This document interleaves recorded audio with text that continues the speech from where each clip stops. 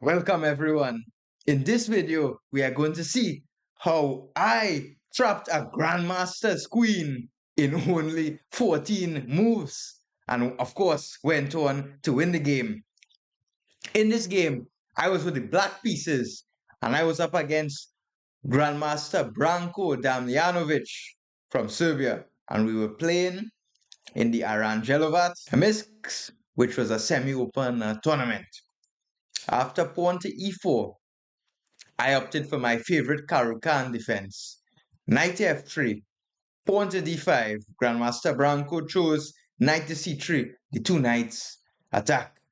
Bishop to g4, already pinning his knight on f3. The idea of this move is that after h3, which he played, I give my bishop and I play pawn to e6, giving away my light squared bishop and putting my pawns on light squares to make my dark squared bishop more effective. After pawn to g3, I play knight to d7, developing my piece, eyeing possibly the e5 square to attack his queen. Bishop to g2 was played, and here I decided to play the move pawn to d4, kicking his knight on c3.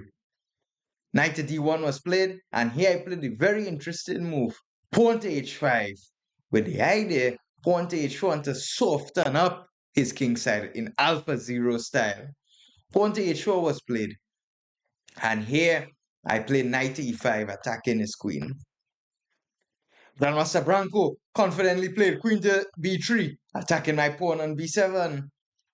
And here I played the move, pawn to a5, with a very cunning idea in mind. Grandmaster Branko looking very confused. Before taking the pawn on b7, he kicks away my knight with f4. He wants to play queen takes b7. In this position, up against Grandmaster Branko Damjanovic from Serbia, my knight is under attack. b7 is under attack. What did I do? I played pawn to a4, attacking his queen. On b3, queen takes b7, and here I played the move bishop to c5, leaving my knight under attack. F takes e5, and knight to e7, and there is no way to save his queen from rook to a7. The queen has no squares. The queen is trapped. After b3, rook to a7, I trapped the Grandmaster's queen in 14 moves. He gave his queen, he had no choice.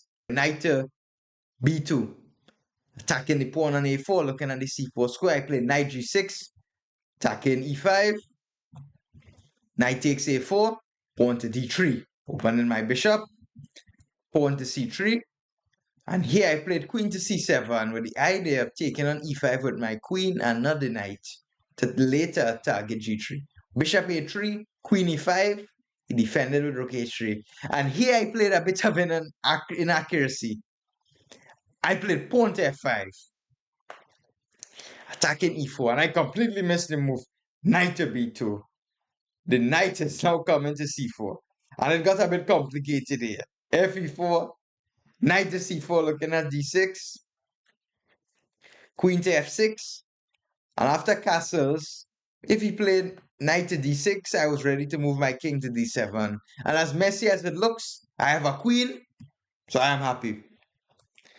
Castles, and I struck with pawn to e3, with the idea that I'm undermining the pawn on c3.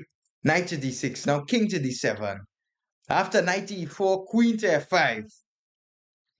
Grandmaster took on e3, bishop e3, king b1, and here knight e5, reinforcing my pawn on d3.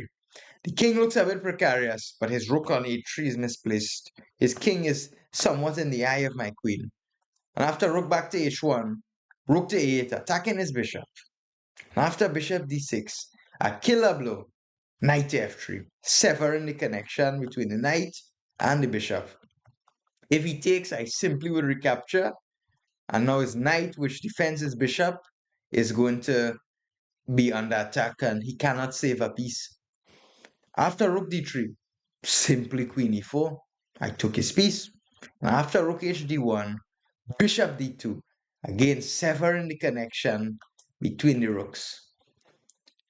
If he takes, I have knight d2 check, and he actually cannot recapture. The Grandmaster played bishop f1, and the final nail in the coffin, knight e1, attacking the rook on d3, and the game is simply over. He is losing too much material. The Grandmaster resigned. Have you ever seen a game where you trapped your opponent's queen in less than 15 moves, especially against a Grandmaster? I hope you learned something today from this video. And if you like my content, be sure to check out my Chessable courses. Stay tuned, like, and subscribe, and be ready for more.